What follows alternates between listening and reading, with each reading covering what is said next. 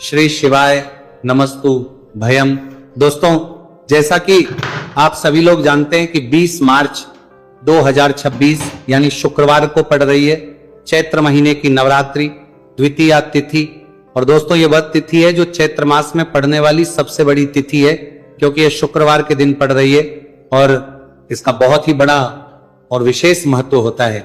पूज्य गुरु जी ने कहा है कि अगर कभी भी मौका लग जाए और चैत्र महीने की द्वितीया तिथि शुक्रवार को पड़ जाए तो आप लोगों 11 चावल के दाने का उपाय तो अवश्य ही करना चाहिए। इन दोनों का संयोग बहुत ही कम आता है।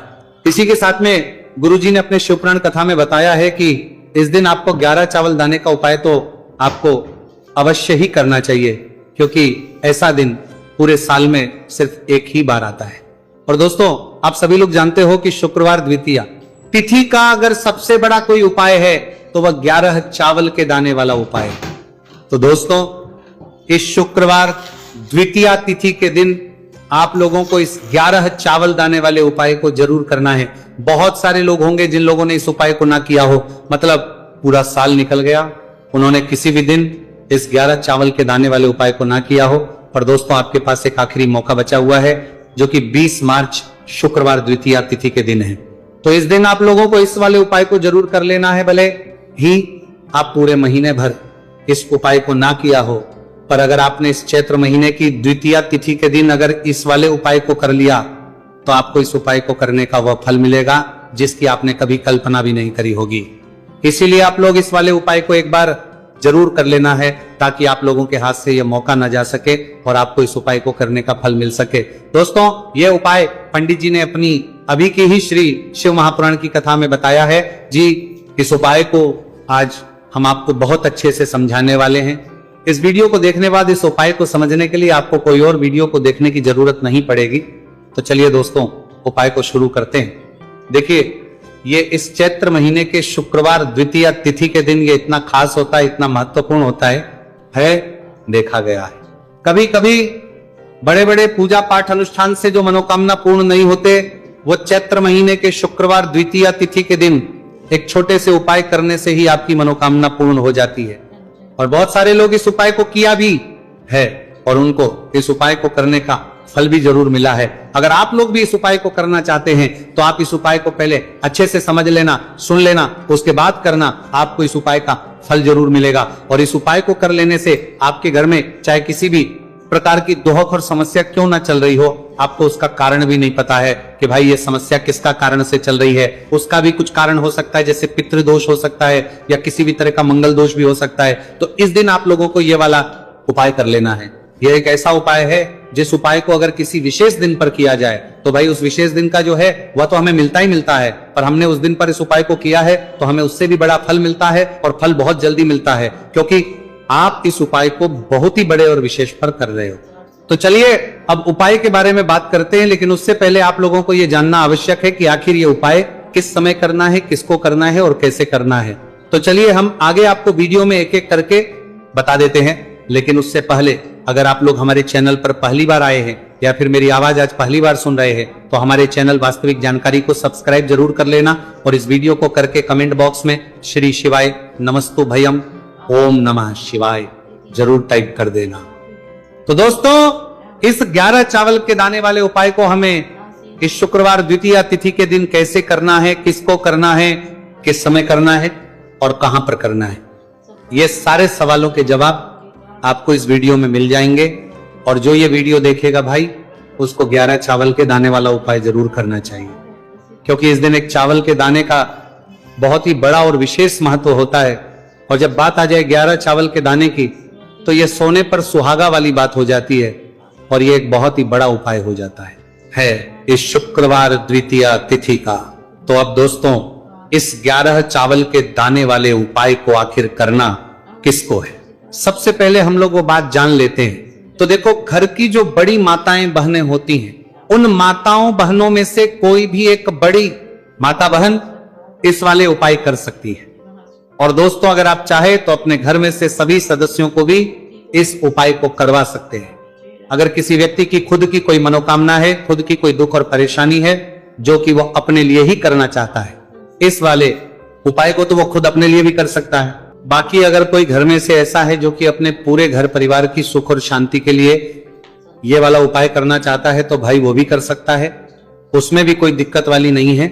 कहने का मतलब यह है कि इस उपाय को हर एक सदस्य भी कर सकता है और पूरे घर परिवार के सदस्य के लिए घर की बड़ी माताओं बहनों में से कोई एक माता बहन भी कर सकती है।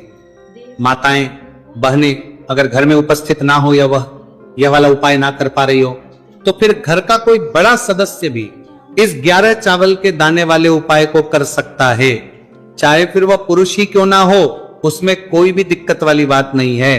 अब दोस्तों इस 3 बल के दाने वाले उपाय को हमें करना कहां पर है? हमें इसे शिव जी के मंदिर में जाकर करना है। बहुत सारे लोग प्रश्न करते हैं हर एक उपाय को करते समय क्या हम इस उपाय को घर पर कर सकते हैं? तो इस वाले उपाय को आप घर पर नहीं कर सकते हो। इस वाले उपाय को करने के लिए आपको शिव जी के मंदिर ही जाना पड़ेगा। उसके बाद में दोस्तों जो अगला प्रश्न निकल कर आता है वो ये आता है इस उपाय को लेकर के आखिर इस उपाय को हमें किस समय करना है? सुबह के समय करना है कि शाम के समय करना है? तो देखो इस वाले उपाय को आप लोग सुबह के समय भी कर सकते हो और शाम के समय प्रदोष काल में भी कर सकते हो। अब अगर आप पूछो कि भाई साहब सबसे उत्तम समय कौन सा रहेगा इस 31 चावल के दाने वाले उपाय को करने का, तो हम आपसे बस यही कहेंगे कि इस उपाय को आप सुबह के समय करेंगे तो ज्यादा बेहतर होगा। बाकी अगर प्रदोष काल शाम के समय भी करेंगे तो भी अच्छा होगा, उसमें कोई भी दिक्कत वाली बात नहीं है। तो अब दोस्तों अगली सबसे बड़ी और महत्वपूर्ण बात आती है, वह यह आती है कि सुबह अगर हम उपाय को करेंगे तो हमें कितने बजे से लेकर कितने बजे तक के बीच में करना है, और शाम के समय प्रदोष काल में करेंगे तो हमें कितने बजे से लेकर कितने बजे के बीच में करना है। तो देखो सुबह जितनी जल्दी हो सके आप उपाय को करने की कोशिश करना।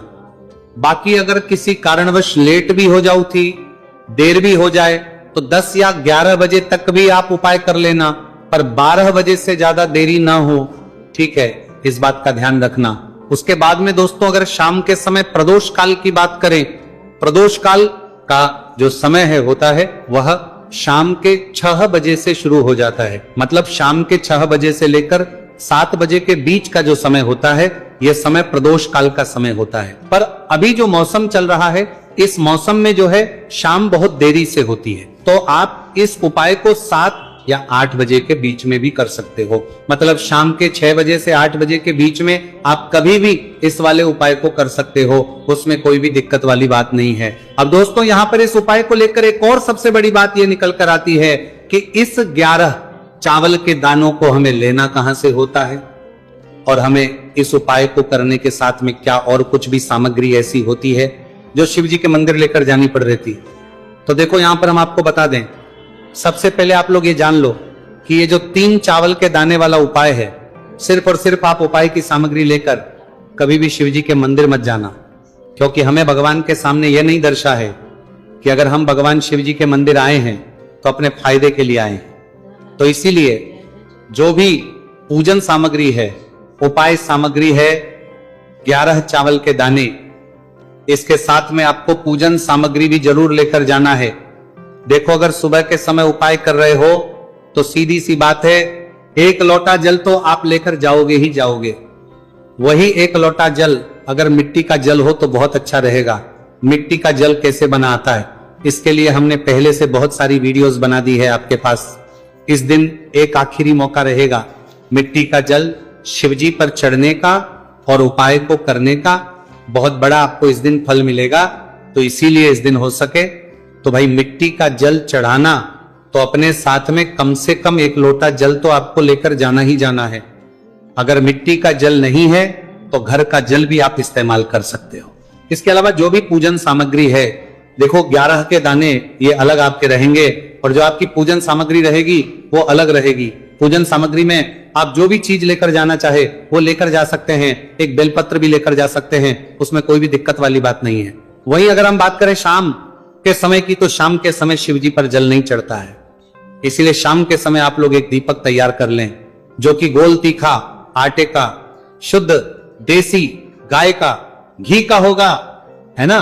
इस बात का आप लोगों को ध्यान करना है और इस दीपक को आपको घर से जलाकर नहीं लेकर जाना है, भगवान शिवजी के मंदिर में जाकर ही जलाना है। इस बात का भी आप लोगों को ध्यान रखना है। अब दोस्तों यहां पर हमें इस बात को समझना है कि ये 11 चावल के दाने हमें लेना कहां से है।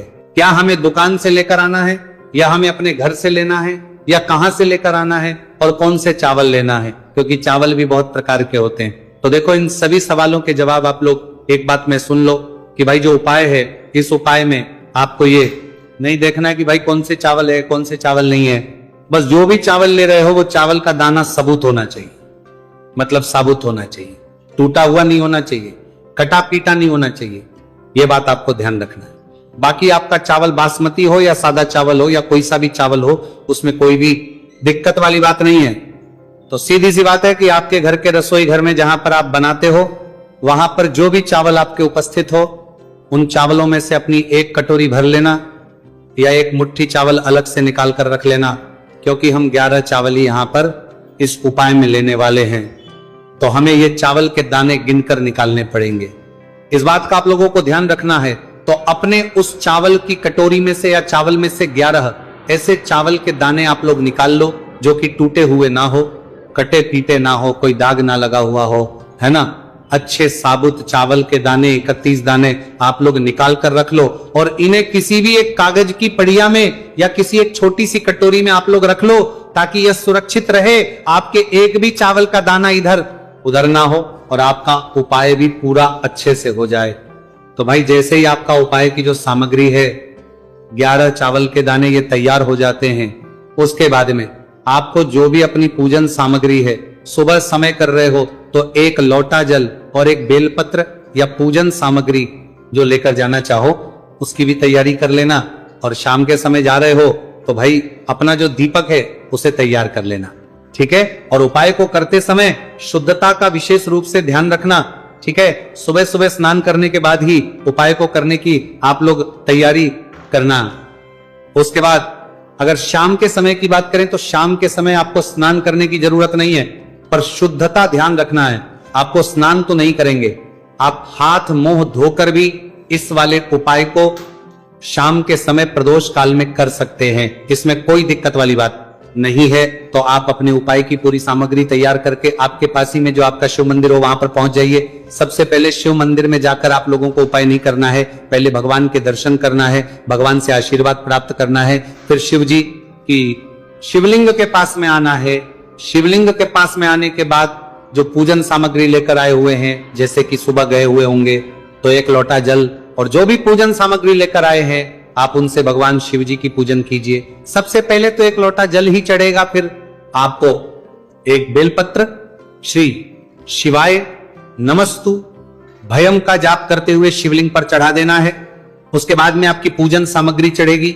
उसके बाद में अगर दोस्तों शाम के समय अगर आप इस उपाय को कर रहे हो तो अपने साथ कम से कम एक जो दीपक है गोलबाती का जो आप अपने साथ में लेकर गए हो, उस दीपक को मंदिर में जाकर अपनी माचिस से जलाना है और उस दीपक को शिवलिंग के पास में रखना है, ठीक है। इस दीपक को रखने के बाद ही आप लोगों को अपना ये वाला उपाय शुरू करना है। और दीपक को ज्यादा पास में मत रखना, वैसे भी गर्मी पड़ रही है, भगवान शिव जी को आंच नहीं लगनी चाहिए, है ना।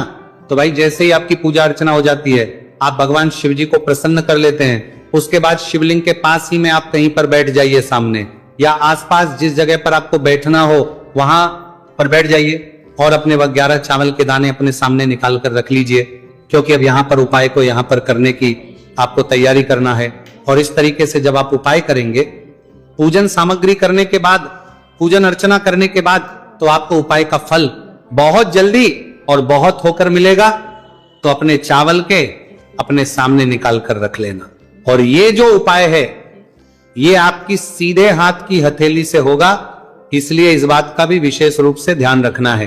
तो सीधे हाथ की हथेली का प्रयोग करके ही आप लोग अपना इस वाले उपाय को करना। अपने सामने जो भी आपके कागज की पुड़िया है उसको खोलकर रख लो, या कटोरी है तो भाई उसे अपने सामने रख लो और अपने वो 11 चावल के दाने निकाल लो, ठीक है। उसके बाद में दोस्तों अब आपको क्या करना है कि शिवलिंग आपके सामने होगी तो आपने वो 11 चावल के दाने एक एक करके जहां पर आपने बेलपत्र चढ़ाए हैं आपको शिवजी के शिवलिंग के ऊपर चढ़ाना है। कहां पर चढ़ाना है? शिवलिंग के ऊपर चढ़ाना है और कहीं पर भी नहीं चढ़ाना है। आपको अपने हथेली से तो शिवलिंग के ऊपर चढ़ाना है, भले ही फिर वो अपने आप जलाधारी पर गिर जाए, ये मतलब वहीं पर गिर जाए, उसमें कोई दिक्कत वाली बात नहीं है, पर आप चढ़ाओ शिवलिंग के ऊपर। तो आपको क्या करना है, अपना पहला चावल का दाना उठाना है, श्री शिवाय नमस्तु भयम बोलना है और शिवलिंग पर चढ़ देना है। इसी तरीके दूसरा चावल का दाना उठा है, शिवलिंग पर चढ़ना है और मंत्र बोल देना है। और फिर तीसरा चावल का दाना उठाना है, श्री शिवाय नमस्तु भयम बोलना है और चढ़ देना है। इसी प्रकार से आपको पूरे 11 चावल के दाने एक एक करके शिव जी के शिवलिंग के ऊपर चढ़ाना है और भगवान से प्रार्थना करते जाना है। मतलब प्रार्थना तो आपको आखिरी में करना है, पर हर एक चावल के दाने को चढ़ाते समय श्री शिवाय नमस्तु भयम जरूर बोलना है। उसके ही में यह चावल का दाना शिवलिंग के ऊपर आपको चढ़ाना है। जैसे ही आपके 11 चावल के दाने शिवलिंग के ऊपर चढ़ते हैं तो भाई उसके बाद में आपको क्या करना है, भगवान से अपनी मनोकामना बोलना है। मनोकामना भी कब बोलना है, जब आपका 11 चावल का दाना आपके सीधे हाथ की हथेली में हो और आप उसे चढ़ाने के लिए जा रहे हो। श्री शिवाय नमस्तु भयम बोलकर उस आखिरी चावल के दाने को शिवलिंग के ऊपर चढ़ा देना। भगवान से फिर अपनी वो मनोकामना बोल देना, जिस मनोकामना के लिए आप लोग अपना ये वाला उपाय कर रहे हो, जिस भी दुहक और परेशानी के लिए आप लोग अपना ये वाला उपाय कर रहे हो। उसके बाद में जैसे ही आप अपनी मनोकामना बोल देते हो, आपका ये वाला उपाय पूरा हो जाता है। पर दोस्तों, उपाय को करने के बाद आप लोगों को 2 मिनट भगवान शिव जी के मंत्र का जाप जरूर करना है। और मंत्र का जाप करने के बाद भगवान से एक और बार करना है अपनी मनोकामना के लिए या अपनी जो भी दुख और परेशानी है उसके लिए। इसके बाद में आप लोग भगवान को देखकर, भगवान से प्रार्थना करके, उनसे आशीर्वाद लेकर वहां से उठ सकते हैं और अपने घर पर जा सकते हैं। बस दोस्तों, यहाँ पर ये वाला उपाय पूरा हो जाता है। इस तरीके से जो भी व्यक्ति छोटी छोटी ची का ध्यान रखते हुए इस 11 चावल के दाने वाले उपाय को करेगा, निश्चित सी बात है उसे उसकी मनोकामना पूरी होगी और जो भी दुख और परेशानी है वो भी बहुत ही जल्दी दूर होंगे। तो दोस्तों, ये थे पूज्य गुरु जी द्वारा बताए गए कुछ बहुत ही खास उपाय। अगर आपको जानकारी अच्छी लगी हो तो वीडियो लाइक करिएगा। मिलते हैं फिर एक नए वीडियो के साथ। श्री शिवाय नमस्तु भयम।